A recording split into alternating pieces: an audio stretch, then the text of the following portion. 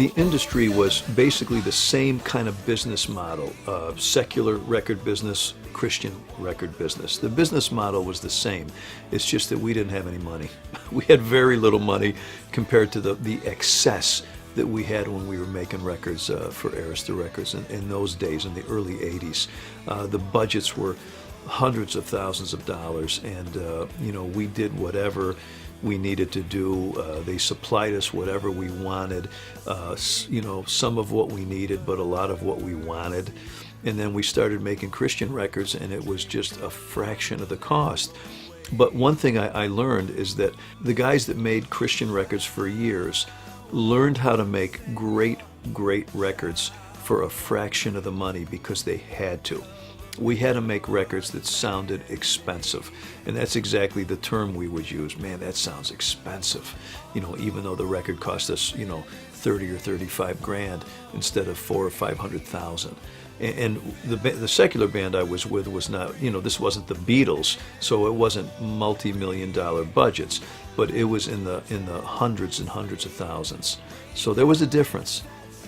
The thing I noticed is that in America, there is a definite hard line drawn between the secular and the sacred when it comes to music. In Europe, everything was pretty much the same. Music was music. You put it out there, and if it warranted being played on certain radio stations or being, sold in certain stores, they just go to the distributors and get it. But there was definitely hard lines, and for me, honestly, I would love to erase those lines. I always wanted to. Not that we would hide who we were, not at all, but that we would just go in there and just put our music into the mainstream. And listen, if it was very demonstratively about Christ, which honestly it all was, well, people could do what they want with it. If people were interested and wanted to play a song on the radio, or they wanted to go get the record, they would do it. But I would rather leave it up to them to make a judgment call based on actually hearing the music, as opposed to this was in the Christian bin and this is in the secular bin. Well, don't say suicide. The choice is life, or the lie that comes from hell. I think there's a couple ways to look at that point of mental block or creative block. We hear that a lot with songwriters. Man, I'm just blocked.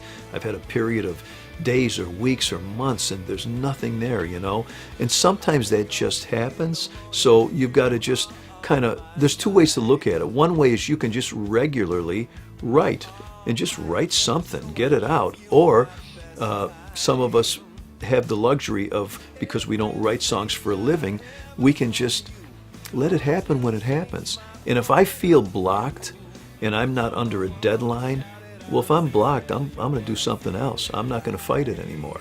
And when I get unblocked is when the songs will come. Now, for most professional musicians who are still making a living either writing songs, and they've got a quota to deliver 12 or 15 songs a year to a publisher, or you're recording for a label and every 12, 14, 18 months you've got to have a record ready, you're going to feel writer's block a lot more because you're under the gun. When you can do it whenever you want, as it comes, you're not going to feel the writer's block, because when it's there you don't pay attention to it and you just do something else. When you're trying to make a living as a writer, songwriter, musician, whatever, you've got to kind of stay on target a little more. But it's the same thing as somebody that goes to work 5 days a week, and some days you get up, you're feeling motivated, you're excited to get there. Other days you're a little tired, maybe something at work is not going so great, and you just you got to push yourself a little bit more. It's the same with a songwriter and with a recording artist. Sometimes you just have to push yourself a little more. I've spent many a year being frustrated, at having to produce and having to have a great new idea, and not only one but a dozen of them, to make a record. There have been times where I have been blocked and I've had a hard time with it. And one of the reasons I started co-writing many years ago is because I realized if I'm blocked, maybe my buddy isn't.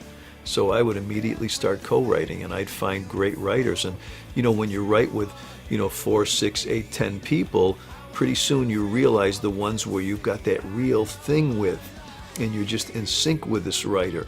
And those would be the guys that I would call. And sometimes we both get, blocked at the same time. But you just come back the next day and start again.